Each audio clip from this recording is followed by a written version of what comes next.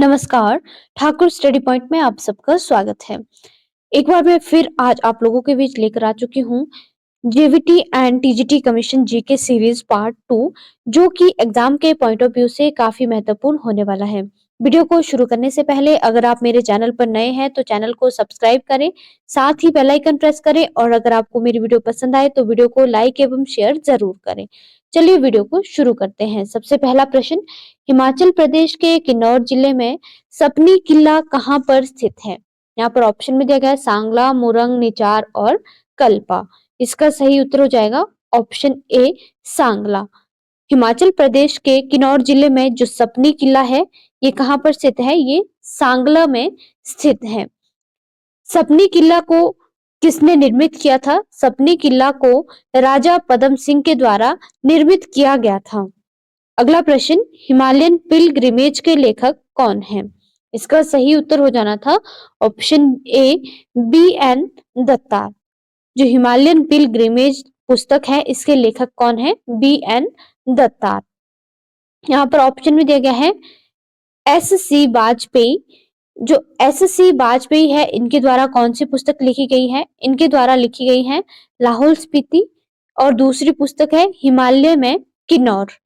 अगला यहाँ पर ऑप्शन में दिया गया है M S Randhawa. M S Randhawa के द्वारा कांगड़ा पेंटिंग कौन सी पुस्तक लिखी गई? कांगड़ा पेंटिंग और travel in the western Himalayas. Last यहाँ पर ऑप्शन में दिया गया है Y S Parmar. Y S Parmar के द्वारा Himachal Pradesh, its shape and state और दूसरी पुस्तक है पॉलिंड्री इन हिमालयाज एंड तीसरी महत्वपूर्ण पुस्तक है पूर्ण राज्यत्व का विषय। अगला प्रश्न, आर्य हिमाचल प्रदेश में किस नाम से जाने जाते हैं? इसका सही उत्तर हो जाना था ऑप्शन डी कुलिंद। जो आर्य हैं इन्हें हिमाचल प्रदेश में कुलिंद के नाम से जाना जाता है। अगर आपसे प्रश्न पूछा जाता है कि हिमाचल प्रदेश में कुलिंद स्थायी रूप से कहाँ के निवासी थे? हिमाचल प्रदेश में कुलिंद स्थायी रूप से सिरमौर सिरमौर और शिमला के स्थायी निवासी थे। कहाँ के निवासी थे? सिरमौर और शिमला के स्थायी निवासी थे। आर्यों ने भारत में कहाँ पर प्रवेश किया था? आर्यों ने मध्य एशिया से भारत में प्रवेश किया था और ये धीरे धीरे सप्त सिंधु यानी कि पंजाब की ओर आ गए थे। अगर आपसे पूछा जाए कि हिमाचल प्रदेश पर आक्रमण करने वाली पहली विदेशी जाति कौन थी? हिमाचल प्रदेश पर आक्रमण करने वाली पहली विदेश जाति कौन सी थी? आर्य। हिमाचल प्रदेश में बसने वाली सबसे पुरानी जाति कौन सी थी? हिमाचल प्रदेश में बसने वाली सबसे पुरानी जाति थी कौल और दूसरी सबसे पुरानी जाति कौन सी थी हिमाचल में बसने वाली? दूसरी थी किरात। कौन सी थी दूसरी जाति? किरात। अगला प्रश्न, निम्न में से कौन से आंदोलन में महात्मा गांधी ने पहली बार भूख हड़ताल को एक शस्त्र की तरह उपयोग किया था? इसका सही उत्तर हो जाना था ऑप्शन सी अहमदाबाद हड़ताल। महात्मा गांधी ने पहली बार भूख हड़ताल को अहमदाबाद हड़ताल में एक शस्त्र की तरह उपयोग किया था।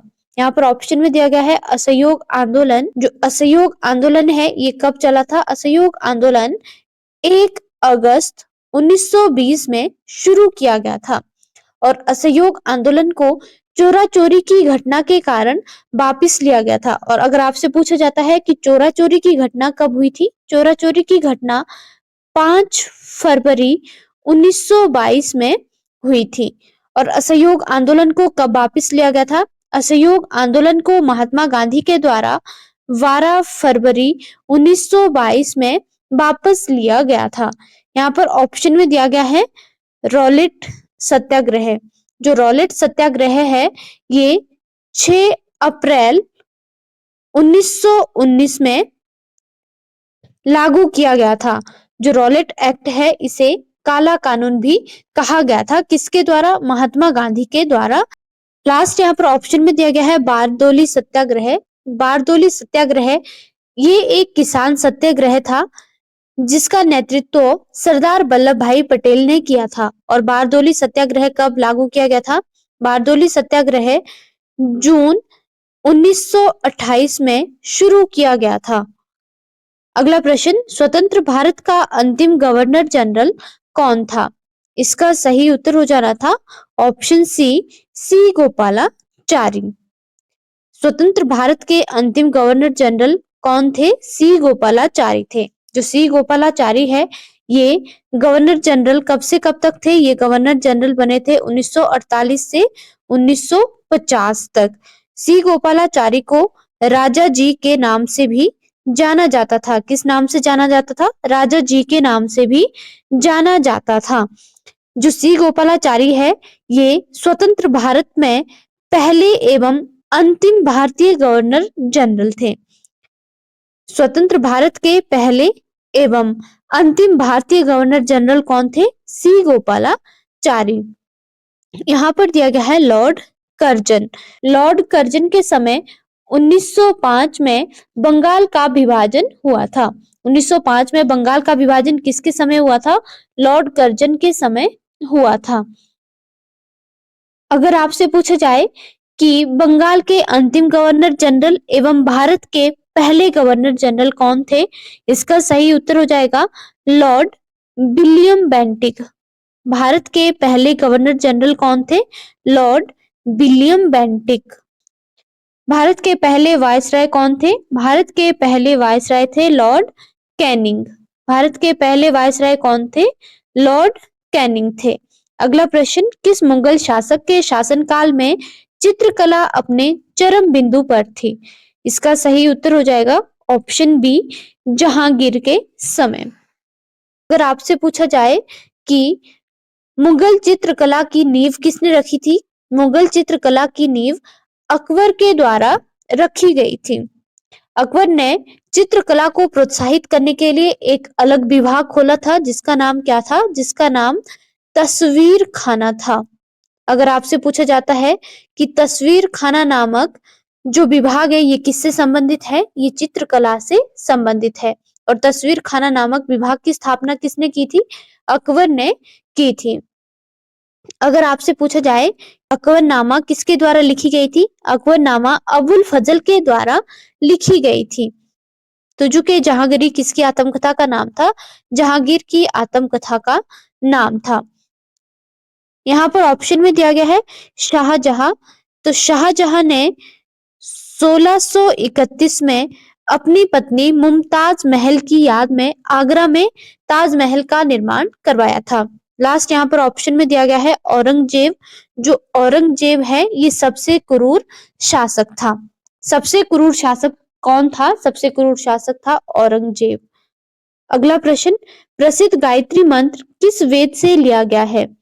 इसका सही उत्तर हो जाएगा ऑप्शन ए, ऋग्वेद से। सबसे पुराना वेद कौन सा है? ऋग्वेद है। और इसका उपवेद कौन सा है? इसका उपवेद है आयुर्वेद। ऋग्वेद का उपवेद कौन सा है? आयुर्वेद। ऋग्वेद में कितने मंडल है? ऋग्वेद में 10 मंडल है, जिसमें से कि तीसरे मंडल में गायत्री मंत्र का वर्णन किया गया है। यहाँ पर ऑप्शन में दिया गया है सामवेद। सामवेद किससे संबंधित है? सामवेद संगीत से संबंधित है। और इसका उपवेद कौन सा है? इसका उपवेद है गंधर्व वेद। लास्ट यहाँ पर ऑप्शन में है यजुर्वेद। यजुर्वेद यज्ञ से संबंधित है और इसका उपवेद कौन सा है? धनुर्वेद। लास्ट ऑप्शन है अथर्ववेद और ये सबसे नया वेद है और इसमें जादू टोने से ये संबंधित है। अगला प्रश्न, निम्न में से किस सभ्यता को सबसे प्राचीन सभ्यता मानी जाती है? इसका सही उत्तर हो जाएगा ऑप्शन सी, मेसोपोटामिया की सभ्यता। जो मेसोपोटामिया की सभ्यता है, ये सबसे प्राचीन सभ्यता मानी जाती है। मेसोपोटामिया की सभ्यता वर्तमान के इराक में केंद्रित थी। मेसोपोटामिया की सभ्यता किन दो नदियों के बीच स्थित थी? ये टिग्रिस और यूफ्रेट्स दो नदियों के बीच स्थित थी। यहाँ पर ऑप्शन में दिया गया है हड़प्पा सभ्यता। हड़प्पा सभ्यता को सिंधु घाटी सभ्यता के नाम से भी जाना जाता है और ये किस नदी के आसपास फैली हुई थी? हड़प्पा सभ्यता सिंधु नदी के आसपास फैली हुई थी। यहाँ पर ऑप्शन में दिया गया है मिस्र की सभ्यता। तो मिस्र की सभ्यता किस नदी के आसपास फैली हुई थी? मिस्र की सभ्यता नील नदी के आसपास फैली हुई थी। आज के लिए इतना ही। धन्यवाद।